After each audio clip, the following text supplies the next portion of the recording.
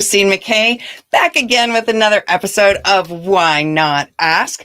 How are you guys doing today? I hope everyone's doing awesome. So, I am in the middle of watching the new show, Something About Bruno. And we don't talk about Bruno, right? We don't talk about Bruno.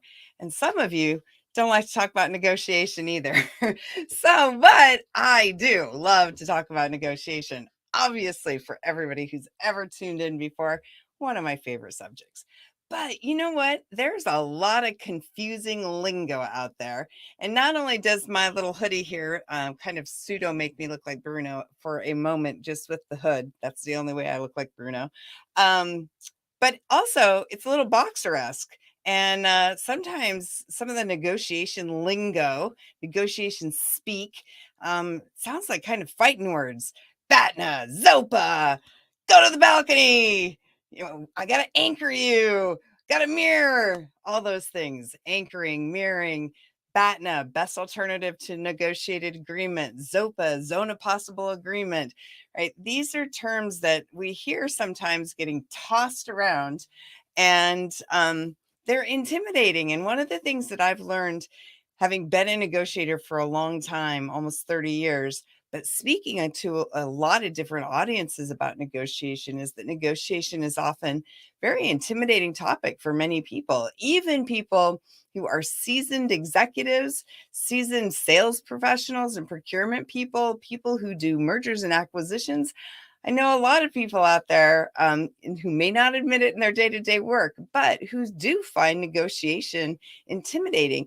And that's a fair thing, because we all are intimidated by it at different points in time. And one of the things that's really overwhelming is this kind of these isms that keep coming up with negotiation. So I wanted to just kind of peel the onion back a little bit and chat a little bit and explain some of these words that are in the negotiation vernacular that you'll see them pop up on in different books. You'll see them pop up on podcasts. I know I've been guilty of using them without giving clear explanations for them. And so I wanted to give you a clear explanation for them. And since this is being broadcast in all sorts of different platforms, not just on LinkedIn or Facebook, but also on YouTube and yeah, and a whole bunch of other places, Twitch and a few other places. And we're going to be starting to use it on TikTok as well. I thought it'd be a good way to just kind of give you to demystify some of this language. So let's talk about a big one that gets tossed around a lot. BATNA, right? That sounds like fighting words. BATNA. What the heck is BATNA? Well, BATNA actually is an acronym that came from a book called Getting to Yes, which was written by a group of Harvard professors back, I think, in the 1980s. And it stands for Best Alternative to a Negotiated Agreement. So the best way to think about that is your BATNA is your walkaway point. At what point does an alternative, the value of an alternative, exceed the value of the deal that's sitting in front of you that you're negotiating? Because if as the theory goes, if your BATNA exceeds the value of the deal in front of you, then you want to walk away from that deal. You want to take that alternative because it has a higher level value. Now, there are people in the market. There's a professor out of Wharton who actually hates the notion of BATNA. So just like with anything, you can have two opinions on everything. And as I'm a Gemini and of two minds of many things, I totally get that. But Stuart Diamond talks about how instead of focusing on our BATNA, which requires some analysis, what is your BATNA? What does that alternative look like? How do you find competitors in the marketplace? How are you going to get the need met or the want, the desire met someplace else? And what does that look like? Stuart's view is that you should focus more on on actually negotiating the deal, figuring out, being more curious and being more open to figuring out a different way of creating a larger pie and figuring out how to parse that out. But BATNA, best alternative to a negotiated agreement. If it's something that you, and I generally am a BATNA person. I appreciate the Wharton perspective, but being a Harvard girl, maybe I'm a little biased this way. But I do think that it's really important to understand what are my alternatives in the marketplace, because I could have a conversation with you and we could agree that there's just what we can agree that you have this great desire and want and need, and I have this want and need. And it could be that I'm just not the right person to deliver that for you. And so you need to be able to know what your alternative is, or alternatives are, so that you can lean into them when you may need to. So I am all about having options, and they are, for me, valuable tools in terms of how I negotiate. All right, so let's go to another one that we hear a lot about, anchoring. So anchoring it's an interesting term because people throw it around, and you'll hear people say it's about, well, it's about making an offer early, the first offer. It's like, if you want to buy, if you're looking for a job, it's like whoever puts the first, if the employer says this is the salary, that anchors you at a certain number. If you say this is the salary, that anchors them at a certain number. Same, it's the same. The idea is the same. So I've been working on a deal over the past few months, which is and sorry, my German Shepherd Nix is making an appearance in my little booth here, so you might get to see her. But I've been working on a deal where my client is working to sell. We're negotiating the sale of their business. And we had early in our conversation, we taught early in the process, we had a conversation about anchoring, because the prospective buyer was absolutely going to try to anchor us at a very low number. They're trying to communicate that, because their objective is to pay as little as is possible for the deal. And so what I was impressing upon my client was their attempt to anchor is mine to accept or reject. I can either agree, like either consciously or subconsciously, to be anchored to a number, or in my case, I prefer to be very, very specific and have done a lot of research so that I understand the whole lay of the land as much as I possibly can, and stay really curious about what's possible with a prospective deal. That somebody else is anchoring me, putting me at a low number, really, really low number, doesn't phase me. It used to when I was younger, to be honest. It would freak me out. It's like, oh my God, they came in, $20 million lower than I expected, or $20 million higher than I expected. What am I going to do? And that's anchoring, because what happens with anchoring is that if you come in and you put a number on the table, and it could cause your counterpart, let's say your counterpart puts a number on the table and is vastly different than what you expected it to be. Well, the thing with that is that what most people will do is they'll start going into their head and they'll start negotiating against themselves. And they'll start saying, "Oh my God, that was 20 million. That offer they gave me is $20 million less than the one that I was expecting. Holy crap, we are so far apart. Oh my God, I can't ask for what I was going to ask for, because if I do that, then I'm going to lose the deal. They're going to walk away, blah, blah, blah, blah, blah." So the whole purpose of anchoring is to get you to is to create a reaction. And your decision, it is your choice to be anchored or not. Now, my general reaction to somebody trying to anchor me is to ask really specific questions about how they came to their number.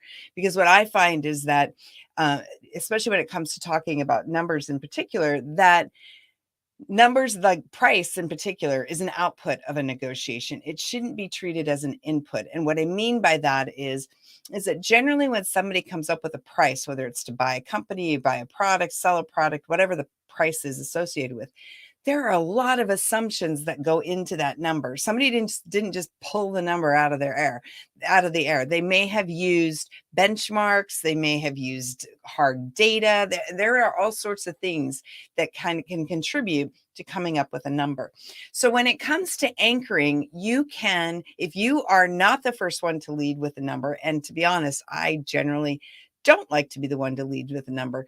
And I prefer to have my counterparts lead with the number because I'm trying to get a handle on where they think the conversation is going. And because I know I'm not going to react to their anchor, then I can just move on in my own with my own data and my own information, my own research, and ask questions that get us to discovering what the purpose, or what the rationale is rather, behind their anchor. And so when somebody tries to anchor you, take a step back, and instead of buying into it, start questioning it. Don't start as soon as you hear yourself say, "Oh my God, that's so far away from what I was going to." That's a trigger for you to go, "Ooh, time out," because now I'm reacting. I'm feeling an emotion, like we talked about last week in terms of emotions, and stop trying to control your emotions. I'm feeling an emotion. So instead of reacting to that emotion by, talking myself down off of my number, or accepting what they've anchored me at, take a step back, take a break, and do what the next thing is, which is go to the balcony. Go to the balcony is another term that came out of the Getting to Yes book from Harvard. And it really means take a break. Just take a break, take a time out. Sometimes it can be a 5-minute break. Sometimes it could be a 5-hour break, 5-day break, 5-month break. Take however long you absolutely need. And as you're continuing the conversation. But when it comes to anchoring, again, keep in mind that somebody's trying to get a reaction out of you. And there's a school of thought out in the market, in the negotiation space, that they're going to try to push you to say no. And there's a school of thought that's like, well, if they push me to say no, then you're saying no empowers you. I don't buy that in business negotiations. I don't buy that at all. I can see why some people would think that would be effective, but when you talk about, going back to my philosophy that negotiation is a conversation about a relationship, and you cannot win a relationship. You can get more value out of it, though, when you start thinking about anchoring as part of, that what does it do from a relationship perspective. It doesn't really create a lot of dialogue, because what it does is it puts you, it's your boxer in the corner, and it's like, this is what I'm anchored, this is what I'm gonna do. And it implies, even the term implies, that you're unmovable, right? And that's not effective negotiating. Effective negotiating in business in particular is about being fluid, being curious. So take time, go to the balcony, and evaluate whether or not the number that they're anchoring you at makes sense given the data and the information that you have. And that is Nick's going crazy because I'm sure I have an Amazon delivery. So at any rate, so we've talked about BATNA, best alternative to a negotiated agreement, also known as your walkaway.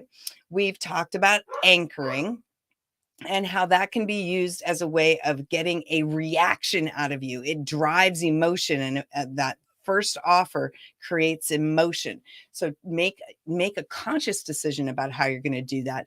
Go to the balcony and take a break to figure out, is this what I want to be doing, and how do I want to react to this, right? Another one is mirroring. That keeps coming up a lot of late. Mirroring is an old school sales tactic. I learned the concept of mirroring in a sales training 25 years ago. It is an old school tactic, and of essentially mimicking, copying how somebody, their tone, their speech, the words that they say, and their body language, and the volume of their speech, etc.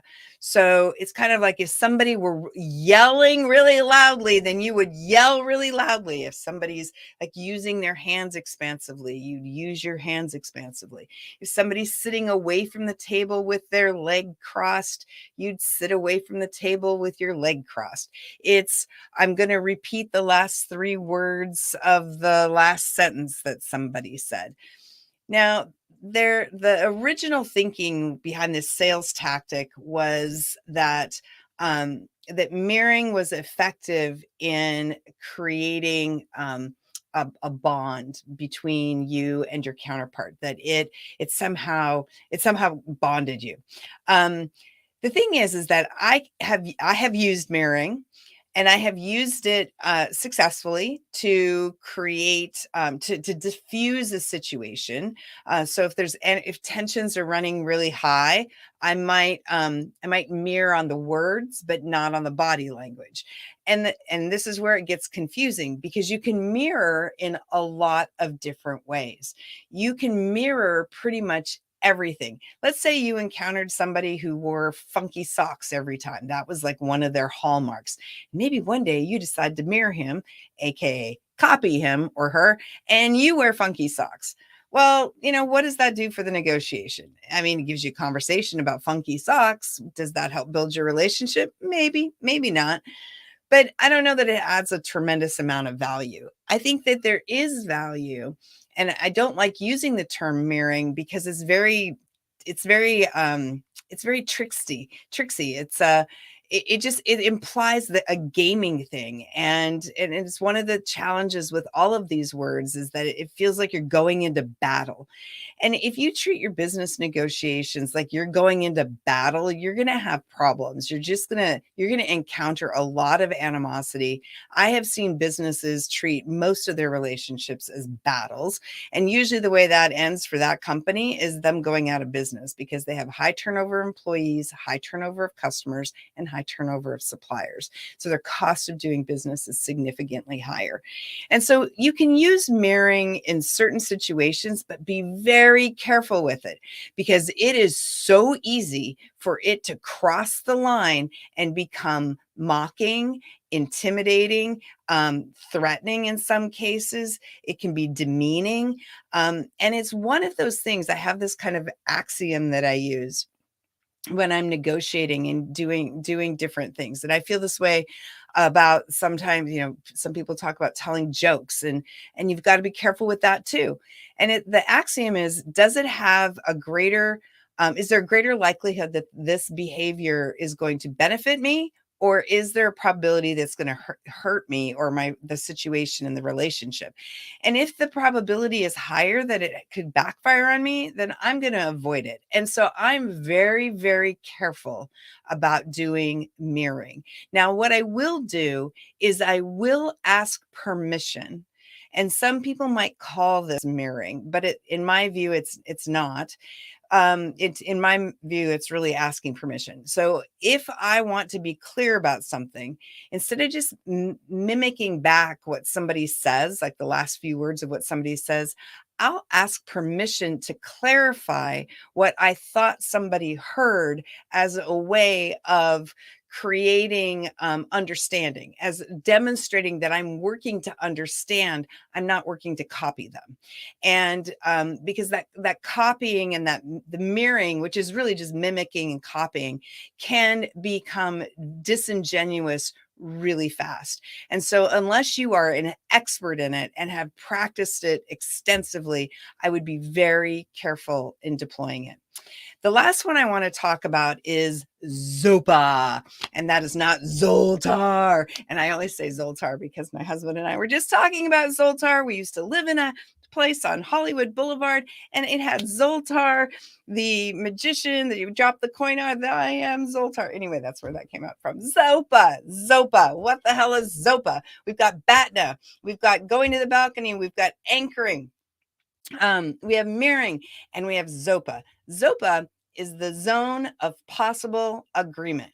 Now, at Venn negotiation, we call the ZOPA the Venn zone. And we're going to talk more about the Venn zone on next week's episode. But essentially, the zone of possible agreement is when the stars and the planets unite and you get to a deal where there is intersection of, and in our case, it's the intersection point of the three circles in our logo. And next week we'll explain the three circle Venn diagram, because it actually is relevant to negotiation. It's specific to negotiation. And so, but the ZOPA, or the Venn zone, is that intersection where all three, or all of the circles intersects and overlap. And that is where there's agreement that is possible. It is at that intersection point that deals actually happen. And like I said, next week we'll talk more about what that is. But today, I wanted to give you some basic lingo of things that, because I keep getting asked all these questions, and there's all this conversation about different lingo that keeps coming up when I'm doing presentations. So I just wanted, some of you know this stuff already. That's totally cool, but some of you don't. And so I hope that you've learned a few things about some of these terms. Do not let any of them scare you, because at the end of the day, negotiation is still just a conversation about a relationship. And you can't win a relationship, but you can get more value out of it. I just firmly believe that after all these years and all these countries and cultures that I've negotiated in. That is one of the biggest lessons of my life. And so, best alternative to a negotiated agreement, know when you want to have an alternative. Um, Sometimes you may not care if there is one, but if and a do nothing is a strategy, right? And maintaining the status quo could be your best alternative to a negotiated agreement. But think about what your alternatives are, because they will help drive how you evaluate your trade-offs in your negotiation. When you think about, when somebody comes in and gives you an offer like right away, or tries to anchor you, they push you to say no, and they start to try to get a reaction to you by anchoring you at a number that's either far higher or far lower than what you expect. Take time to go out on the balcony. Don't let somebody anchor you. That is an act of giving up control, right? And and this is how, knowing your Batna or having a view of that comes into the play with anchoring, right? It's like, this is so, and it's fair to say, hey, this, what you're proposing is very far off of what I was even contemplating. And so I need to evaluate whether this is the right relationship, if this is the relationship that I thought it was going to be. And I could be mistaken about that. And I have to think about that. And usually if you react in that way, then your counterpart's like, oh crap, either they meant to do that and that was actually the number that they're coming at, or they were playing a game with you and you just called them on their game. And it's like, I don't want to play that game. Let's just have a conversation. We don't need to sit and do that. But go to the balcony, take time to figure out what you want to do. And then, mirroring, again, be very careful with mirroring. It can be effective, but it can also be very dangerous if you're not skilled in doing it, because it could completely backfire and completely destroy your relationship if you are not paying very close attention to how you are doing it. And if it crosses into the very fine line between mirroring and mimicking, which can be construed, especially in some cultures, as being made fun of, then that whole strategy is not going to be effective for you. So if you're going to play with that as a concept, practice it extensively before you actually pull it out in a real negotiation. If you want to practice it at home. See how that works. Start to get effective. You'll be surprised at how many times somebody calls you on it. It's like, why do you keep folding your arms when I fold my arms? Or why do you keep changing your posture when I change my posture? Or why do you keep repeating the last 3 words I say? Stop doing that. It's annoying. And then you'll get to see how effective you are or not at mirroring. And then ZOPA, always looking for what is the zone of possible agreement? What is the Venn zone? How do you find agreement in the Venn zone? So I hope this has been helpful. Please drop some comments in the chat. And I think that you guys are just amazing. David, thank you for tuning in, and thank you for your comment. I just love coming to you guys, and I just want to make this topic so real and so approachable for all of you. And I look forward to hearing your comments, and drop me a DM and say hi. Let me know what you're thinking of the show. We're going to be uploading all these episodes to our new podcast, Why Not Ask. So that'll be coming soon.